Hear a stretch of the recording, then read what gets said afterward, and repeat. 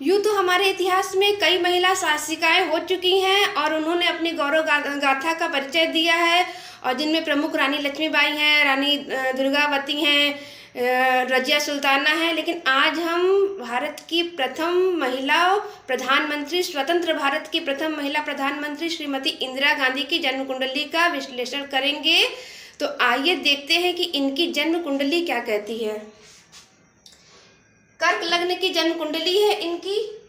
कर्क लग्न जो होता है वो अपने आप में ही एक राजयोग होता है। तो जितने भी महत्वपूर्ण राजनीतिक व्यक्तित्व हैं, भगवान श्री राम हैं, इन सब की जो जन्म कुंडली है वो कर्क लग्न की है। इनकी जन्म कुंडली की एक और महत्वपूर्ण विशेषता क्या है कि इनकी जन्म कुंडली में महाभाग्य योग है। महाभाग्य योग क्या होता है? तो इनका जो जन्म है वो रात्रि का है। किसी महिला का जो जन्म अगर रात्रि का हो और सम राशियों में उनका लग्न हो, सूर्य और चंद्रमा और लग्न सम राशियों में हो, तो महाभाग्य योग का निर्माण होता है और रात्रि का जन्म हो। और किसी भी पुरुष की जन्म कुंडली यदि दिन का जन्म हो और विषम राशियों में उनका लग्न सूर्य और चंद्रमा हो, तो उनकी भी जन्म कुंडली में महाभाग्य योग का निर्माण होता है। और इनकी जन्म कुंडली की क्या विशेषता है?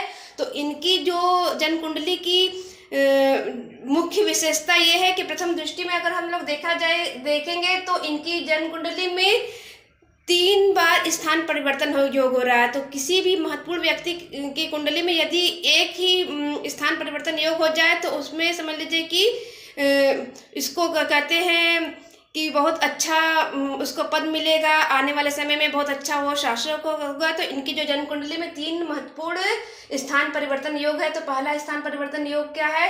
तो लग्नेश जो है चंद्रमा वो सप्तम स्थान में बैठे हुए हैं और शनि जो है वो सप्तम स्थान के मालिक होकर के लग्न में विराजमान है और शनि की पूर्ण दृष्टि सप्तम स्थान में पड़ रही है। चंद्रमा जो लग्नेश है उनकी जो पूर्ण दृष्टि है वो लग्न स्थान में पड़ रही है। तो कर्क लग्न है और चंद्रमा की पूर्ण दृष्टि है। तो कर्क लग्न का मतलब व्यक्तित्व जो होता है हम लोग लग्न से ही देखते हैं। और कर्क राशि है यानी चंद्रमा की पूर्ण दृष्टि भी है और कर्क राशि कर्क लग्न है।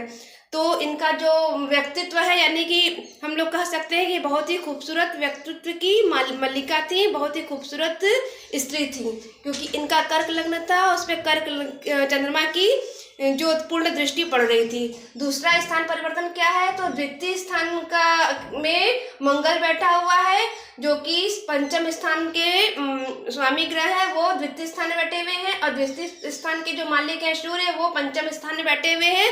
बुद्धि के साथ बुद्धादित्य योग का पंचम स्थान में निर्माण कर रहे हैं बुद्धादित्य योग का। तो दूसरा जो स्थान परिवर्तन है मंगल और सूर्य का है। तीसरा स्थान परिवर्तन योग क्या है इनकी जन्म कुंडली में? तो छठे स्थान में दैत्य गुरु शुक्राचार्य और दैत्यराज राहु छठे स्थान में बैठे हुए हैं और एकादश स्थान में गुरु बैठे हुए हैं।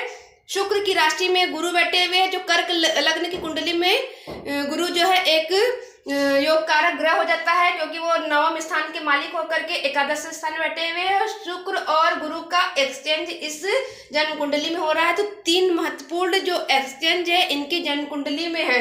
तो एक नजर यानी कि पहली नजर में देखकर हम लोग कह सकते हैं कि किसी महत्वपूर्ण व्यक्ति। तो दोस्तों ये है इनकी जन्म कुंडली की विशेषता।